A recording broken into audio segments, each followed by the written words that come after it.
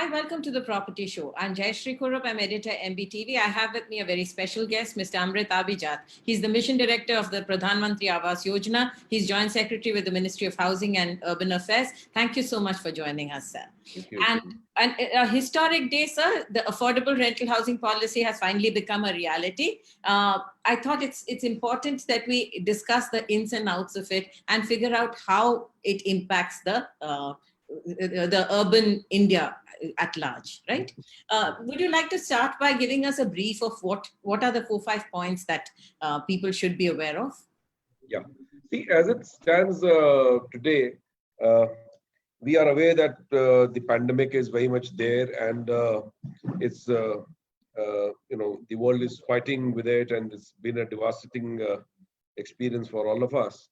So during this, we saw here in India that a large number of urban cities had the problem of reverse migration of workers from industries, from various professions, going back to their villages.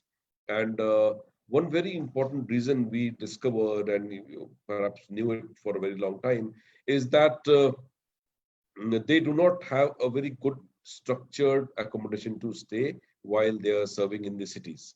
And in order to save on expenses, in order to save on living costs, and for many various reasons, they stay either on unplanned, informal settlements, slums, sharing very shanty accommodation to be able to make the ends meet. And whatever is saved, they want to send it back to their families where they stay. Once these industries started closing down, or these occupations, manufacturing units, because of COVID in the initial phases, there was this mad rush of people wanting to go back to their own homes, because not only was it impacting on the economy also, but one found it very difficult to be able to maintain that kind of a profile if the wheels of the economy or the industry was not turning. So we did see, the entire country saw how they were traveling all the way back to their villages on roads and through buses and whatever was available.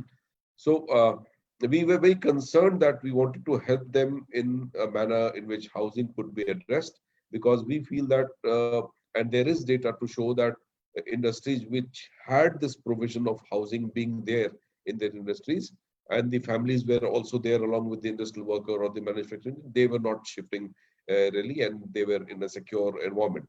So this became, in the sense, the kernel of the entire policy approach that we were taking, given the fact that we already knew that there is a vast segment of urban migrants whose housing needs have to be fulfilled, to the extent that not everybody wants an ownership housing. So the ministry has been working on the arrangement of our Model Tenancy Act also. But the ARHC particularly deals with the industrial workers, students, people working in the manufacturing sector. It does not really look at the entire rental market arrangement, which the ministry is constantly working on. And this is something work in progress, I would say. But this ARHC will cater to the urban poor and the migrant category of people who stay in cities for various professions and various industries, manufacturing units they work in. And then in that sense, it is a big win-win for us, because once you ensure that these people have the working arrangement and they are able to stay in a good, nice place, then they are able to work out better, engage productively in their enterprise, improve upon their health, and stay close to the working unit. So it also helps the entrepreneur or the manufacturing unit, so on and so forth. So this is the largely the philosophy on which we started working on it. So how does this work? You've already got a bank of housing, as I understand it. You've already allocated about 600 crore to put in all the other facilities. What is this bank of housing that you're starting with, and what are the facilities that you will add? Yeah, I think this is a good question. See, we were always aware that there is a segment of population which does not want ownership housing. However, the government of India for a very long time had been advocating ownership housing, because people wanted to stay in those situations. But given the fact that economy is changing, there is migration, there is intra-migration among cities, there was a catchment which was looking at it. We had about 13 lakh houses under JS&MD, of which about close to 11 lakh and 11.5 lakh had been given to various beneficiaries over a period. But about 1 lakh houses do remain in various states which have not been formally allocated on account of them either not been complete, on account of them being away from the livelihood centers, on account of backward and forward linkages in terms of transport arrangements, schooling arrangements, livelihoods, so on and so forth, is not very clearly established. So this was a catchment where we wanted, and the state, this has been languishing for a very long time, and the states were quite keen to put this out. So we decided that this would become the model one, wherein the private entities will be encouraged to build these houses from the as is various basis where they stand. And once this is done, then they will be able to rent it out along with the urban local body, which will fix a minimal rent, because we have to be very conscious of this fact that the social component needs to be addressed, and it cannot lead to gentrification or studio apartments coming in JNURM houses. We are quite conscious that there is an EWS LIG category to which it will cater, and the houses will be done up absolutely with modern facilities to the extent it's possible under this category, and then these will be let out by the private entity. They will be charging monthly rent. The bidder, there will be a concept of a bidding in Model 1 and Model 2 both. So I'll explain Model 1 right now. Model 1 is on the housing stock that we already have. The bidding criteria would be that any private entity or public agency which comes forward with this notion that the maximum profits shared in the minimum possible time, as in the turnaround factor should be the minimum, and the profit which will be shared from the extra income that is generated. Suppose you have an investor who invests 2 crores in a particular housing unit because the pipeline was not proper, because lighting was not proper, or perhaps the window panes had been broken out, and he invests 2 crore rupees, and they have about 200 residences. They charge about 3,000 rupees per house, and they are able to accumulate an X amount. So the first responsibility would be that the 2 crore invested by this private entity would be recouped. Once the recoup has been done, say in about 2 years' time, or 3 years' time, or 5 years' time, this money that they would be earning over and above the investment then would be shared between the urban local body and the private entity until the 25th year of its operation. So the benefit is that the private entity, by investing an X amount of money, would be able to raise rents. So it gives an investment opportunity to the private entity. The urban local body is happy because a house which was languishing for a very long time, in which the central government has invested a large amount of money. In these houses, about 1,08,000 houses, we have invested about uh, close to 2,000 crores was lying. So this was a waste of a national resource. This will also be utilized. Therefore, the urban local body will get municipal finance, and we are very happy that these houses will now be given out to people who are working in various professions, whether it is in the market, as fruit sellers, as workers, as construction workers, as people working in jewelry industry in Surat, say, or in Agra as shoemakers, or in Moradabad for utensils and all that, or maybe in Tamil Nadu, in Salem area, wherever they are. It is a split over 159 cities, this 1,08,000, and we have taken a modest target of 75,000 houses, because out of these 1,08,000 houses that we are saying, there may be some which at the present moment is not available for this renting, but has been allotted to some people, or there are issues of other compliances. But there is a possibility that it may go beyond the 75,000 target that we have. What about the beneficiaries? How do you identify the beneficiaries? The beneficiaries will be from EWS LIG category. They have to be necessarily urban migrants, but this will be happening through the urban local bodies coordination, but there is no formal registration process as such. We are quite conscious of the fact that this has to be a very fair level playing field, and the private entity would ensure that, under various professions. And the list is very illustrative because we've been very open about it. They can be students, they can be migrant workers, they can be industrial workers, they can be salespeople. Because in the attempt to tighten the noose around ensuring that they are only from the industrial class or only from the manufacturing unit, may become prone to red tapeism, and we don't want lot of departments to verify who the private entity is actually entering. We believe that they are genuine houses, and we trust that the urban local body, in close coordination with the private entity, will be able to ensure that only such people enter. Also, we will have a system of accreditation, and there will be proper checks as to ensure that it does not lead to, as I told you earlier, to gentrification or to have studio apartments in the name of affordable rental housing complexes. But having said that, we are quite confident and we are very certain that they will be very dignified spaces and they'll be good.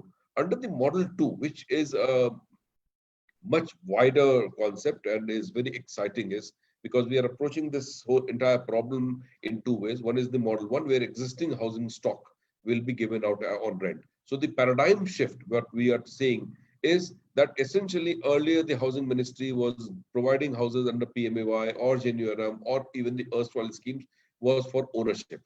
For the first time around, we are saying that houses will be given for rentals. And this actually opens up a vast scope of a rental market, which we will come to that shortly once, as I told you, that the Model Tenancy Act is presently work is going on.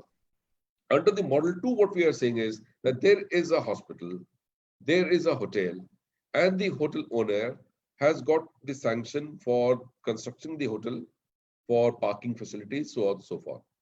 But within the given area in that master plan, he does not have the sanction for making houses beyond what is already done for maybe the watchmen and generator room and all that.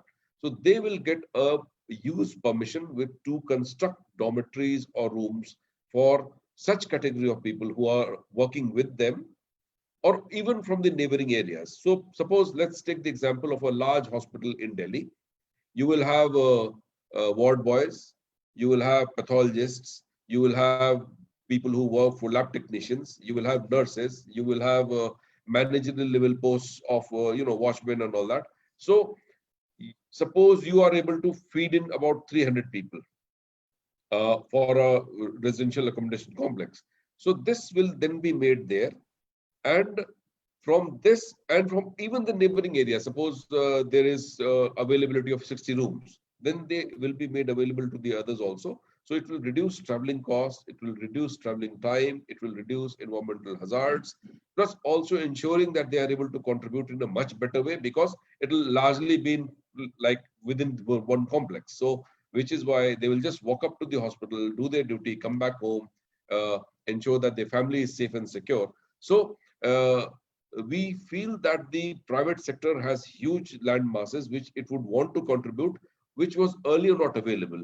The government will be providing incentives. The central government is giving two major incentives on this. That the funding for such projects in the private sector would be done under the PSL category, and we are in the process of formulating the final issues. We are dealing with the Ministry of Finance right now. These properties, when taken loan for being made, would be made available at a lower rate of interest. So the project viability increases. Also, that GST and the income tax would not apply in this case, as the exemption will be there on GST and income tax. And also, what we've told, that if these houses are made through the new innovative technology, then we would be giving a technology innovation grant of about 10% or 60,000, as the case may be, per house. So that also becomes substantive, because when we were working on the formulations and the metrics of it, we had to ensure that this should mean a lot to the private sector also. So an internal rate of return, IRR, is close to 13%, 14%, which is a good IRR, we would believe. But this is an ideal case scenario. It may differ from case to case and region to region, depending on the economy. So Model 2 promotes that the state governments will be required to give free FSI of 1.5, as in 50% more, 50%. This will be free of cost. Also, that use permission charges and changes will be allowed. So this is a huge incentive because you're just not able to make it when a plan has been approved. So that will be there. Apart from the fact the state governments would also be ensuring trunk infrastructure in terms of roads and electricity up till the project site. Uh, this all will be done within 30 days of the submission of the plan. A single window will certainly be there, and the entire architecture will be manned on the web portal. Because as RERA is now doing it, all of it, the information being there on the website would mean that projects, when submitted, adheres to the timelines, the project funding is seen, the progress is seen through geotagging. Also, the private entity which is investing is able to push uh, his claims on the various incentives that is there, all on the a very open, fair, level playing field where things are there. So we see that this will ensure that projects are done in good time, and you know, the availability of rooms after once it is done, people will be able to track. Suppose somebody needs a house in Bhopal, they can go to the ARHC site and we will actually be able to see that 120 rooms are available, and they can hire it out, or let it out, or go and approach. We have also made a provision that these we have discouraged the single use residences, as in one person walking up to an ARHC and asking for a room and paying rent because he disappears, there is some problem, so it will be very difficult to track them. Or uh, yeah, there could be problems of behavioral issues and all that. So what we told that these will be manned through uh, aggregators. They could be agencies which man these rooms, so the private entity can have an understanding on an agreement with the aggregator, and the aggregator then is able to give it out. And we are also very confident that this will be taken up by industries. Suppose a jewelry industry is there, or a cotton industry, or a textile industry is there, they'll say that, okay, you have 200 rooms, give it to me en masse. And once it is taken in block, then the payment of the fee is deducted directly from the salaries, or some arrangement is made, so that revenue stream to the private entity is continuous. Because we don't want a situation that somebody stays there for 3 months and he just disappears one fine day, and then you don't know what's happening. So revenue stream being continuous will also ensure that project viability is ensured, because eventually somebody is investing his land, he's taking loan to make that money, to make that unit, has to uh, ensure that the finances are really worked out well. So we've been very conscious on that. So will these units also be subject to RERA monitoring during the construction? Yeah, to the extent it can be, because we have slightly, there is a slight divergence that we see these as socially oriented projects. But the timelines in terms of making it is what we've told, that suppose you're doing it under the TIG, if you're doing it with the new innovative technology, 18 months is the time. So timeline being there, and investment is like, see, this is not ownership. Yeah. So RERA largely, takes care of the ownership thing. This is rental and it's his enterprise. So we will really have to look the thing up, because it's a slightly different ball game. So how long can a tenant take this house for? How long is the beneficiary's right over that property? No timelines, and the aggregator can manage it. But what we've told is that 25 years these structures will be there as ARHC.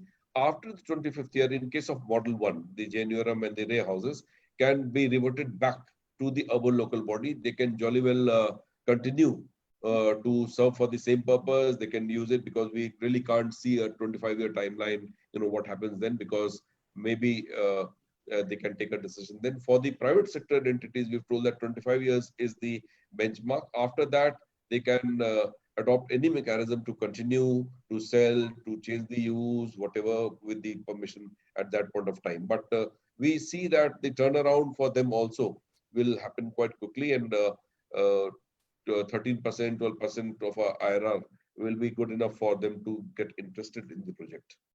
And how soon, how many cities are you starting with?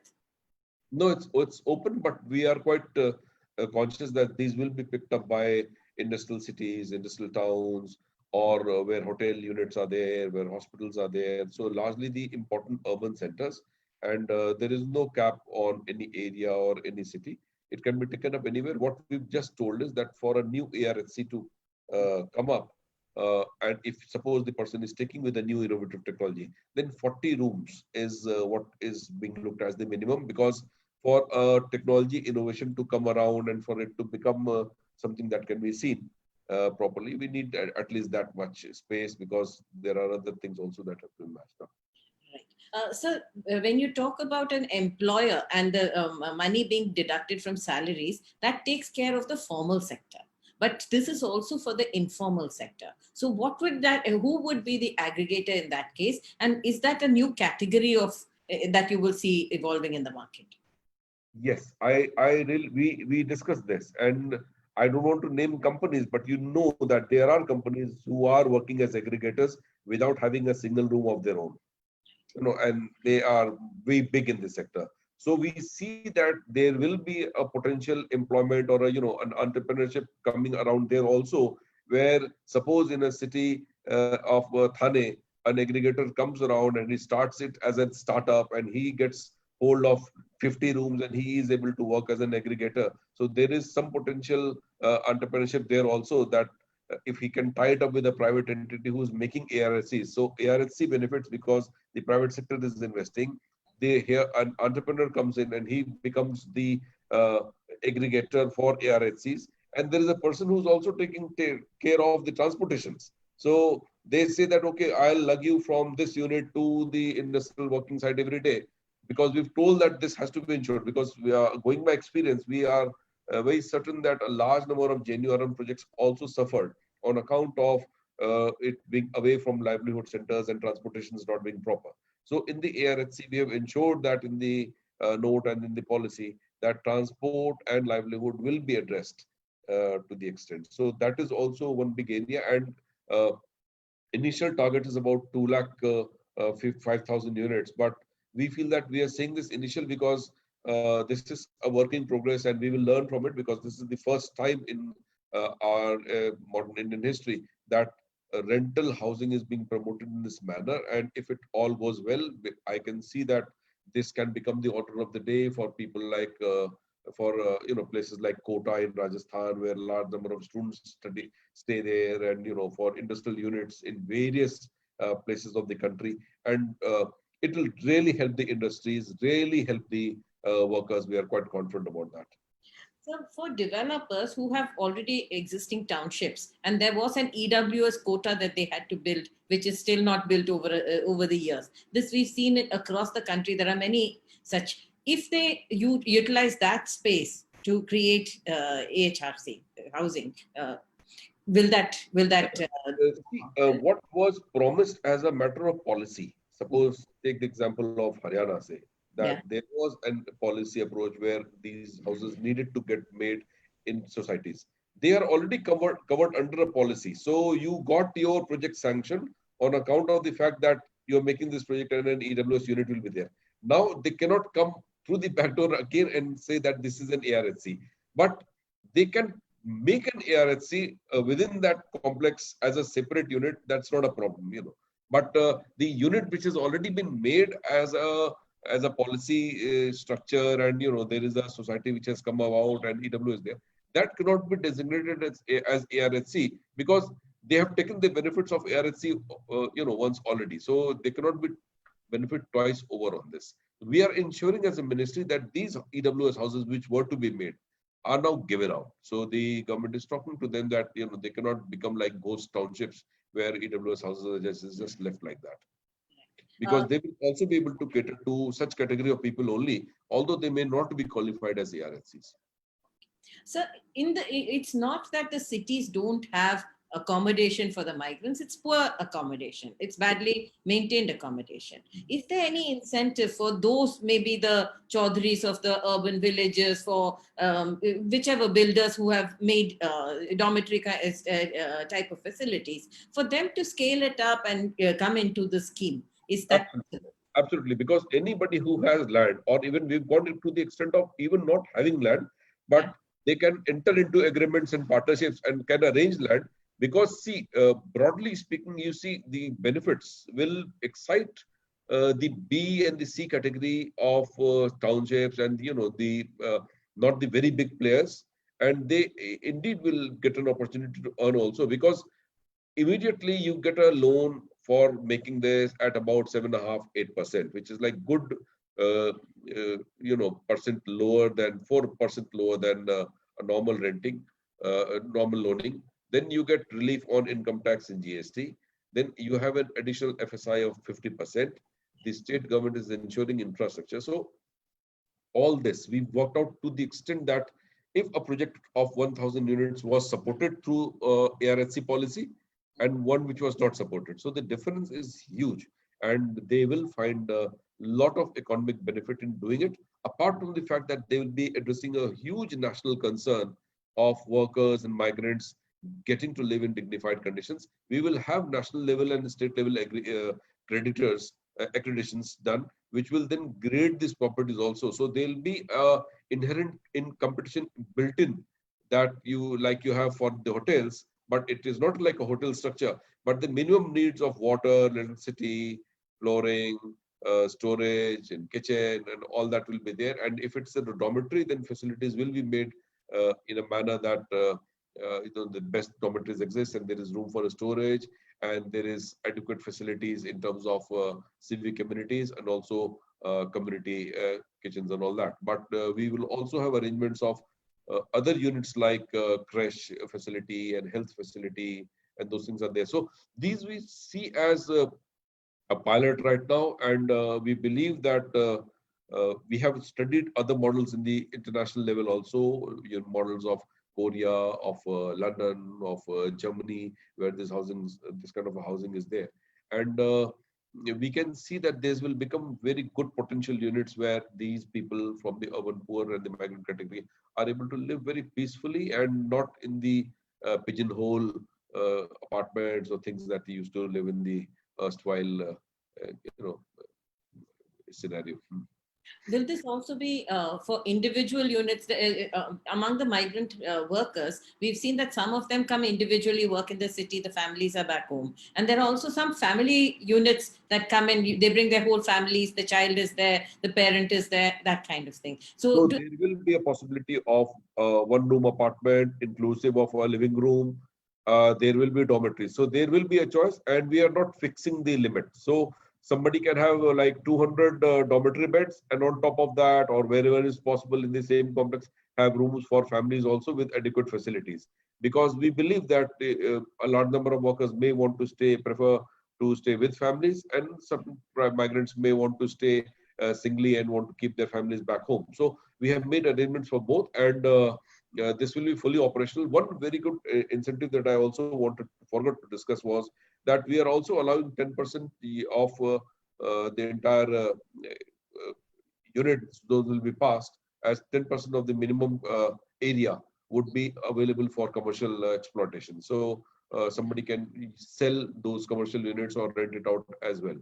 Right. So when we did a study with you a couple of years ago, one of the things that we found among the migrant workers was that they wanted water, power, and basic facilities. They also wanted some basic storage, and safety and security was a concern. The other thing was bread and ki dukaan paas mein honi chahiye. We can go and eat, and some basic restaurants. So all this you are factoring in. Yes, neighborhood facilities have been factored in, and in fact, this will add to the viability of the project. That is what we've assessed, because we've also calculated that there may be X number of shops which the entrepreneur would like to make the entity and would be able to earn from them, and they can be very well be run by the RWAs also, for which also there is a provision. The Residents Welfare Association would be there.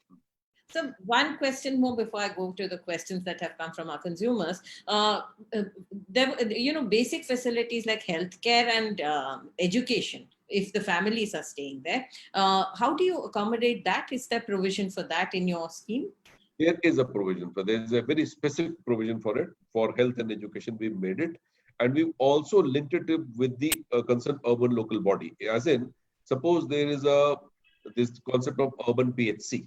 And if it is there, and if it is not being required and only 50-room apartment has come up, so it will be linked. But just in case the quantum or the load of number of people staying in a particular ARC is good enough for a center to come up as a health clinic or something, we are absolutely open about it. And the rates will be, which will be charged by the concerned urban local body on account of these, will be at residential rates and will not be treated as commercial. So that's another huge benefit, because electricity, water, all this add up to a lot of cost on the urban local body. But they will be taking this again as a socially oriented project and at affordable housing. So for taxation purposes of the urban local body also, this will be deemed as residential project. So there is benefit for the entity there also.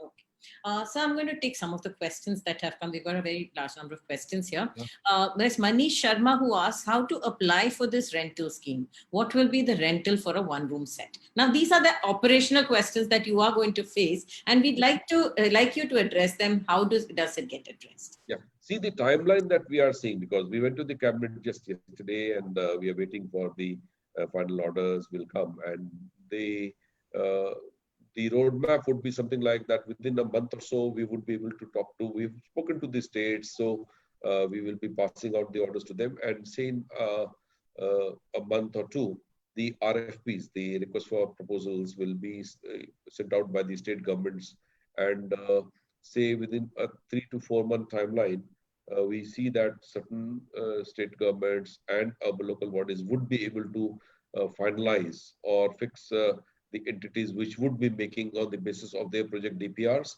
And since all of it will be on the website, so the DPR will also be uploaded, and it will be then listed as a ARHC project.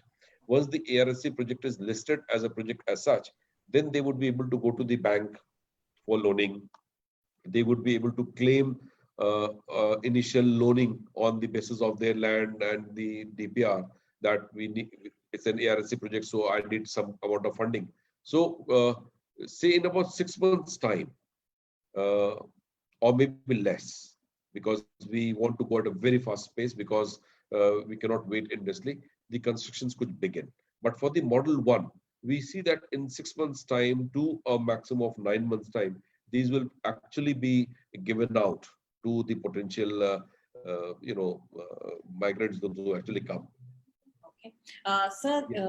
But what we will be doing simultaneously is that sometime next month, we will start the process of demand of the ARHCs, where the urban local bodies will be able to aggregate the number of people, those who want to come, so that I wouldn't call it a demand survey, but a projection of the number of people wanting to stay in the ARHC once this policy is cleared in the minds of the people. Because we believe that industry associations, labor associations, also the bodies like NAREDCO, CREDAI, these will come forward with their own demands from the construction units, from units which are locally available as in textile units or SMEs.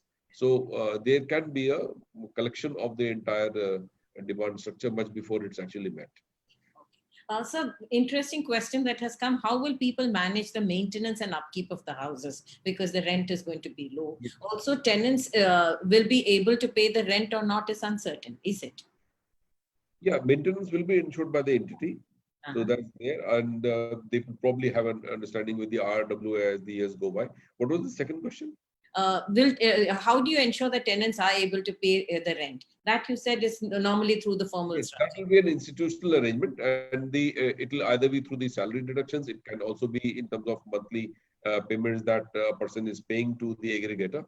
But the clear preference is for an institutional structure, wherein this is ensured that revenue stream is very, very proper. So even if it's not an industry, it is through maybe clothing unit campus or something like that, or within an existing refrigeration unit.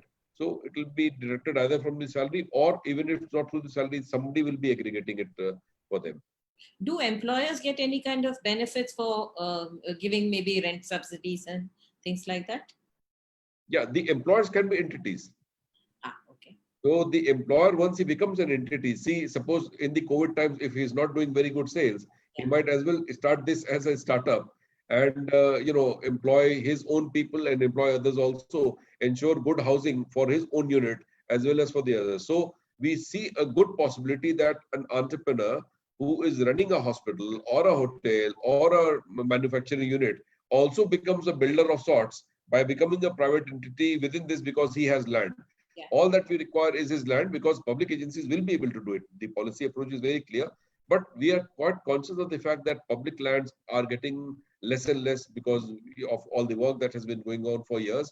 And there is a issue with regard to slums being vacated and land belonging to various departments, because it gets into a lot of other issues. But private entities for the first time will be allowed to make it within their own existing campus, is happening for the first time in this big manner, and for rentals, because it was earlier only housing, ownership housing. So there's somebody called Anup K. Malhotra who says, will these dwelling units be made by government bodies or by the private sector? And many PSUs have a huge amount of land unutilized. Will that be taken care of for this? As I just said, these will be primarily made by the private agencies, because we want that these numbers should go much, much higher. Because if the government made, suppose we are running one of the largest housing programs in the world right now with 1 crore plus housing in PMAY. But willy-nilly, this again forms a part of the entire housing stock that is in the country, because the government is required to do only so much, and can possibly only become a big facilitator, give a policy approach. We would want that these ARHCs should be there in every big city, and therefore the emphasis is clearly on the private sector to pick this up, use it as an opportunity, make good houses for their workers and migrants. But we have also allowed the public agencies to do it, because everything said, the government sector or the public agency cannot shy away from its inherent responsibility. So if there is a place where there are workers and the private entity is not coming, and a public agency wants to make it, suppose there is a Indore Municipal Corporation and they say that we have land and we want to do it, and we want to also earn as a as a body, and we see great potential, and this land is lying like that, we have absolutely no problem doing it. So it's both ways, but we see that a large catchment, this will be used as an opportunity to earn money and do something really, really productive for the working class. So interesting question. Is there a CLSS like benefit under this rental housing scheme as well? Now, what is CLSS? It's a subvention of sorts, right? You put the money in upfront and you're amortizing it over a period of 20 years of the loan or something like that. Is there some CLSS kind of benefit that you're thinking of for the rent, for the tenant? It's not ownership, but it's still housing. Rental, yeah. So this is rental. Yeah, because no, we are not looking at that. But in case this comes up at a huge demand that there is a problem of even him or her paying that rent, then maybe some arrangement with the state government can be worked out, or through the industry, through some advance payment mechanism. But we really don't see that paying rent will become that big a problem, because what we have stated as the lower denominator of the kind of rents is almost half of what is in the market anyways, for the genuine houses particularly. And see, there will be competition. There will be a Mr. A, B, C, and the C person may say that I have a better accommodation and a lower rent. So that will sell. So we believe that this will not be very exploitative in nature, and in case it is, we will ensure that systems are put in place which favor the industrial workers and migrants in a very, very significant way, because it cannot be a situation where money is fleeced from them, and it will be socially very relevant. Okay. And you are also going to grade the, get a grade. They will be graded, facilities will be put out, photographs will be there on the website. So any person, family wanting to shift in a particular ARHC will have access to information of what he's going to get, what will be the rent, whom to pay, and how to pay. Because COVID has given us this experience that we are able to work out in net space. We are able to work digitally. I'm doing this interview with Magic Bricks right now. We used to earlier go to your studio. Now you see a large number of people are there. So it's becoming virtually possible to do it. So every information will be there, and a conscious decision will be taken by the migrant of where he wants to shift and what is likely to going to get. There won't be any deposit that they will have to give, will there? It's just they pay the rent and no deposits, right? No, we haven't really. That's one of the killers for the migrants when they are asked for a deposit. No. Because see, at the end of the day, it may be very useful, productive for the entity, but he has to be very conscious of the fact that this is for a segment of population which has contributed so significantly in national growth, and they need to be assisted at this point of time. And COVID has also provided us this experience that they are not the kind of people who can be taken for granted. And there are units which have not been able to start operations because the workers are not there. So we need to pay a lot of respect to them, and we cannot take them as entities which will be funding their through what do you call that, bonds and those things. Yeah. Sir, there are lots of things that people are going to ask you for definitions. It's so new announcement. How will the poor and urban migrant be defined under the scheme? Poor urban definition of poor: anybody who is migrating from a point A to point B for in search of employment will be deemed as such. And we really don't have not developed any protocol so that labor department will do it or something, although there are state governments which are undergoing this exercise of listing the migrants, but the guidelines will be issued. It will all be there, because we have made this very broad because we do not really want to restrict. We believe that there will be there wouldn't be people who are otherwise very rich and unnecessarily want to go and stay in these places. But I'm quite conscious that the state governments are have initiated the process of registration of migrants. So the guidelines will take care of the fact that if there is an institutional listing of migrants by the labor department or the skills, this thing, so they will also be incorporated within the overall ARHC framework. Okay, I've got Sheikh Naima who asked, sir, during the lockdown, we have seen how tenants were treated, where there was no such security evaluation of law or tenancy act. So what can we expect in this law? How will this be protected?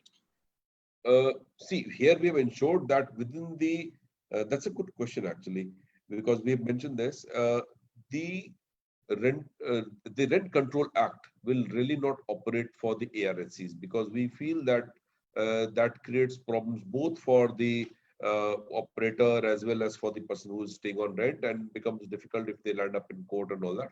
All that we are saying is that once the Model Tenancy Act comes into place, or when the state governments comes up with a law, then it will be brought up under that, and that will be fairly inclusive and balanced in favor. And the ministry is at the moment seized of the matter. Okay. And how will the rental agreements be drawn? Do you have a structured rental agreement here? The agreement will first be done between the urban local body and the private entity. Then once the room arrangement is done, then through the aggregator and the private entity, or if the entity also wants to become an aggregator himself or itself, we have no issues with that also. So I think it is with the industry or with the unit that they are engaging in, they will have an understanding, certainly.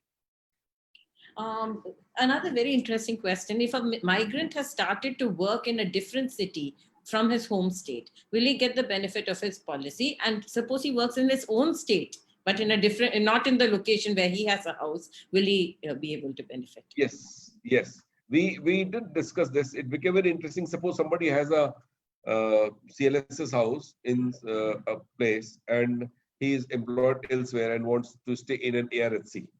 So all that we tried to work out was that not in the same district maybe, or not in the same place, because it's quite possible that you got a PMAY house in A place and you are working in a C place. That will be possible.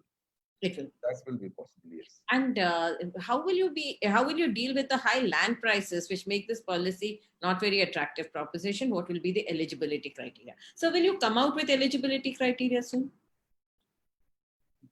Yeah, the RFP will have the eligibility criteria. See, it's essentially the land is the critical issue here. The private entity, because he is investing on his land, and the money that they will either invest through their own net worth or through the loaning mechanism. These two investments coming, but once you calculate the overall costs as we've done, maintenance, infrastructure costs, depreciation, all that has been taken into account, and these will be uploaded very shortly on our MOA website, and we are also making a web page, and there is some basic information on the site right now. One can go and look up at the MOA website, but more of it will be done in coming week or so, where you will be able to read up the entire, guideline will be there up today, tomorrow's anytime. So the information will not be a problem. So students are asking how they will be part of the scheme. What do they have to prove? When a The, student comes in, any yeah, student have can. some verification from the college institution that the person is not a local resident, and even if it was, then even then we don't have a problem, because uh, migrant only working is not what we are looking at. Any migrant who is working for a purpose, who is in a city for a purpose, is a migrant to us for the purpose of ARHC. So we do not want to get into the nitty-gritties of definition of migrants as defined in books of geography, but we are saying any person who has come for a vocation or is aspiring to do something of his own is a migrant for the purpose of affordable rental housing complex. Because at the end of the day, it is something that must have existed for a very long time, that you come into a city, you want a house on rent, you want to stay there. There's nothing stopping. What we are now doing it, that the government for the first time is allowing this as a policy approach, giving incentives to the private sector, giving incentives, the state government is giving incentives, so that these become the order of the day, and the workers, such as students, tourists, uh, manufacturing unit workers, you have various kinds of people, salespeople, they do not have a good house. So they all can stay in a rental complex and can live a productive, dignified life. Okay, so I'll take just two questions more. I know we are over time, but these are very genuine questions. Are interest rates fixed for a loan taken to buy a house under PMAY scheme? Will the same be done for rental housing? I think what they mean is that when it came to PMAY, there was a amount that you fix, that it can't go beyond that. So similarly in rental housing, will you fix the rates? See, the rates will be fixed for the model one. The rate will be fixed by the urban local body and the entity. And the revision of the rate, we've been very conscious there, can be done only 8% in 2 years' time, maximum of 20% in 5 years' time. Okay, so this is the order. So it does not increase exponentially. And likewise, it will keep increasing. So it will be affordable rent. It will be worked out very closely. Also, for the private entity in Model 2, rents will be fixed by him, and the state government to the urban local body will certainly be looking after it. But again, the extension of the rents will be 4%, 8% to 2 years, going to a maximum of 20% in 5 years. So the extraction on account of rent raises will not be there. Okay. And one last question: what will be the location of these projects, near job hubs or in the city centers? And is there land actually in these places, Yeah. or if you go into the periphery and build, then how will you accommodate? We are looking at only areas notified under the either the Town Planning Country Act or the Industrial Act or the Special Area Development Act, those kind of things. If there is an area where the state government feels that yes, a large number of housing projects can actually come around, they may very well declare it, notify it as such, and then can take up planned development there also. Having said that, we want to ensure that these will actually be a success. See, governments used to make it anywhere because they probably had the order, and nobody was observing whether the economics had been worked out by the concerned local body. But the private investor here will certainly look at the economics of the location, and if it is far away, he will probably not invest. So what we are saying is that once the private entity comes in the rental space, they will be able to take much better call, because they will look at the economics of how it works, and it will invariably be in close to the city center, within markets, or in industries already located either in industrial development zones. We have these like Northern Development Authority has an industrial separate zone, or probably the all cities has these RUDESCO and UP state industrial authorities and all that. So it could be very well there, but facilities will have to be inbuilt, and we believe that these will be very close to the working sites. This is a very important aspect of our policy, that they have to be close to the work sites.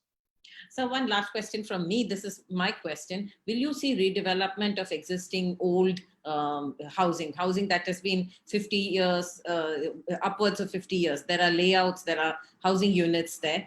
Will this also propel redevelopment so that land is freed up for this kind of housing? we haven't really spoken about redevelopment as such. There were certain policy considerations which came into fact that existing structures may be developed as ARHCs. So for Model 1 within the housing stock of JS&MD and Ray, we had taken this up. But perhaps as the MTA comes around, the Model Tenancy Act, they are very much a part of the area that comes within it. Thank Once you so they much. look at that. Okay. Thank you Thank so much for joining us, sir. Appreciate your coming People so can far. log on to the MOA website. We will ensure that the guideline, brief concept note is there, but the nuts and bolts from the RFP should be there up next week. So that can be looked at. And I'd like to tell the consumers who are continuing to ask the questions that we would pass the questions on to the ministry, and I'm sure you would like to get them answered, and we put it back on our site. Thank Thank you.